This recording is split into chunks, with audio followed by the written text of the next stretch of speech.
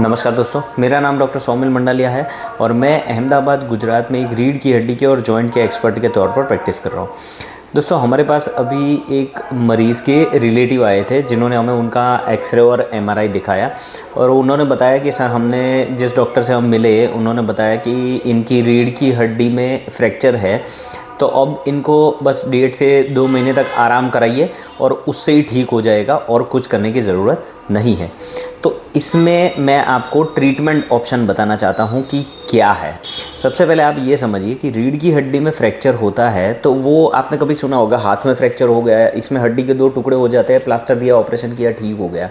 रीढ़ की हड्डी में ऐसा नहीं होता, यहाँ कोई प्लास्टर तो लगा नहीं सकते हैं।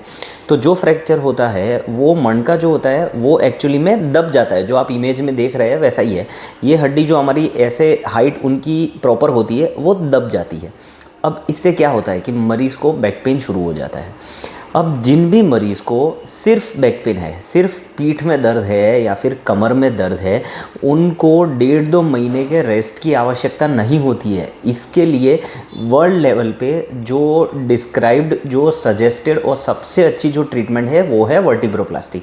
अब वर्टिब्रोप्लास्टी क्या है? वर्टिब्रोप्लास्टी एक प्रोसीजर है जिसमें जो भी हड्डी दब गई है इसमें हड्डी का सीमेंट, स्पेशलाइज्ड बोन सीमेंट डाला जाता है और इससे हड्डी की स्ट्रेंथ बहुत बढ़ जाती है, दर्द इमीडिएटली चला जाता है और आप उसी दिन से या दूसरे दिन से चलना शुरू कर सकते हैं। 1.5-2 महीने का बेड रेस्ट इसमें नहीं चाहिए। दूसरी बात, वर्टिब्रोप्लास्टी जो है वो पेन की जो रिफिल होती है ना, उसके जितने छोटे छोटे होल उसमें से ही नीडल डाली जाती है और उससे ही सीमेंट डाल दिया जाता है। कई बार इसमें कोई स्टिच की भी आवश्यकता नहीं होती है, सिर्फ 1 दिन का प्रोसीजर है, आपको 1 ही दिन हॉस्पिटल में रहना पड़ सकता है।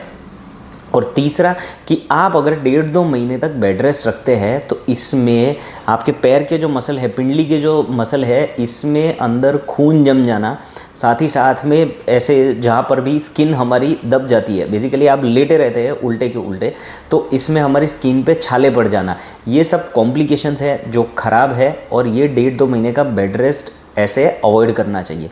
ये जो वर्टिब्रोप्लास्टी की जो मैंने प्रोसीजर बताई है, इसका एक और बेनिफिट है।